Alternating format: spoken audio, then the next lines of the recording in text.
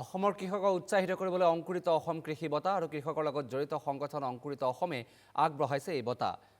দ্বিতীয় বছৰত প্ৰদান কৰা এই বঁটা প্ৰদান কৰা হ'ব 6টা শিতানত কৃষি, মীন পালন, পশুপালন, উদ্যান শস্য, হস্ততাঁত বস্ত্ৰ শিল্প, কৃষি উদ্যমিতাত প্ৰদান কৰা হ'ব এই বঁটা। প্ৰতিটো শিতানত 3জনকৈ শ্ৰেষ্ঠ কৃষকে লাভ কৰিব ক্ৰমে 35,000, 25,000 আৰু 15,000 টকাৰ পুৰস্কাৰ। এজন শ্ৰেষ্ঠ কৃষকক প্ৰদান কৰা হ'ব অংকুৰিত অসম কৃষক ৰত্ন বঁটা। বঁটা হিচাপে খেতিয়কজনে লাভ কৰিব 50,000 টকাৰ আৰ্থিক পুৰস্কাৰ। অহা 9 মাৰ্চত পশু চিকিৎসা মহাবিদ্যালয়ৰ প্ৰেক্ষাগৃহত প্ৰদান কৰা হ'ব বঁটাসমূহ। এখন সংবাদমেলত জানিবলৈ দিয়ে অংকুৰিত অসমৰ বিষয়ববীয়াসকলে। এই প্ৰতিযোগিতাৰ বাবে যোগদানৰ অন্তিম তাৰিখ 15 ফেব্ৰুৱাৰী আৰু যোগদানৰ প্ৰপত্ৰৰ বাবে 6001051306 হোৱাটছএপ নম্বৰত মেছেজ দিলে প্ৰপত্ৰ লাভ কৰিব।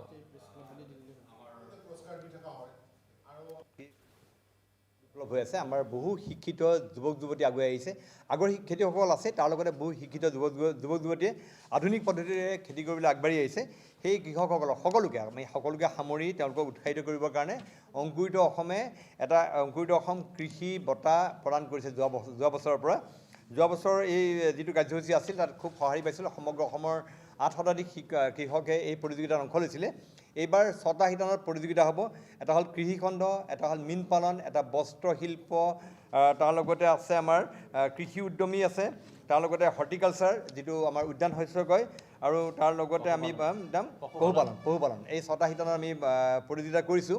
আৰু 6টা শিতানতে প্ৰথম পুৰস্কাৰ 35,000, দ্বিতীয় পুৰস্কাৰ 25,000, তৃতীয় পুৰস্কাৰ 15,000 ব্যৱস্থা আছে। অংকুৰিত অসমে কৃষকক অংশীদাৰী হিচাপে যাতে খেতি কৰে সেইটোত আমি প্ৰাধান্য দিওঁ। এই আপোনাৰ বাইবেক বা এনেকুৱা কোনোবা কোম্পানী বা কাৰোবাৰ আণ্ডাৰত যিটো আপোনাৰ কণ্টেক্ট ফাৰ্মিং সেইটোক আমি সিমান গুৰুত্ব নিদিওঁ। আমি বিচাৰোঁ যে কৃষকসকল অংশীদাৰী বিজনেছত ধৰিব, যাতে তেওঁলোকে মালিক বনে। মালিক হোৱাৰ এটা মেণ্টেলিটি আহিব লাগিব।